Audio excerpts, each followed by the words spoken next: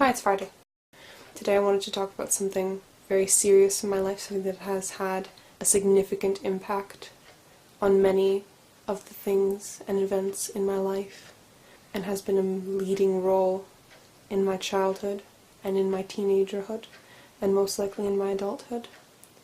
And I want to talk about one specific thing that I have invested a lot of myself in thus far, a total of 25 hours and 34 minutes.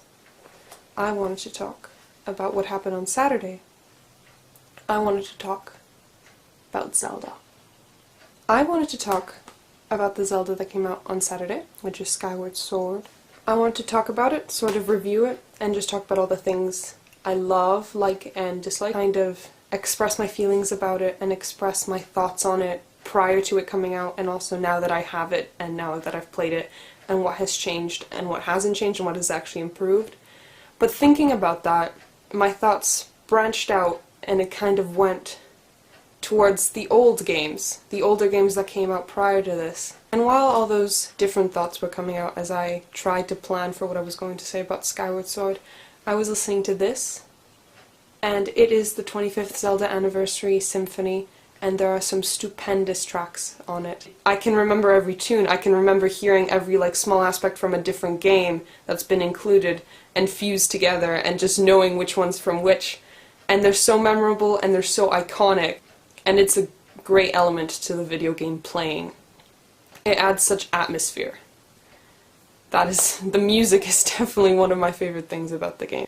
And it brought me to the point of thinking about all the great things that the Zelda games really are. There's the whole childhood thing, the whole nostalgia, and just realizing how much of an impact this game has on you.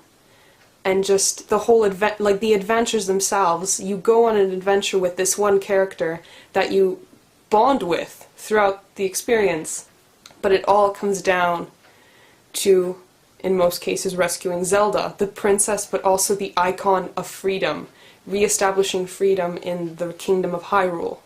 And that whole undertone of realizing one's purpose and going to epic proportions to meet that purpose. To see that you can do so much once you know what you have to do, and you have the determination to do it. Many of the games have the options of, when you start out, you get to name the hero, you get to name the initial character. Of course, most of the times it says Link right up there, but you have all the right to just take that out and put in whatever you want. The fact that you get to decide his name, and he never speaks, makes him sort of a portal for yourself, and you engage in it so much more. It's so personal. Regardless of what changes, there is that everlasting theme, and that potent feeling of historicalness to it.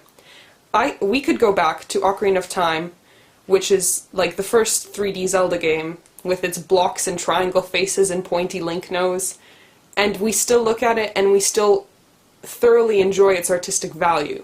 It's still Link, it's still Zelda, it's still Ganondorf, it's still Hyrule.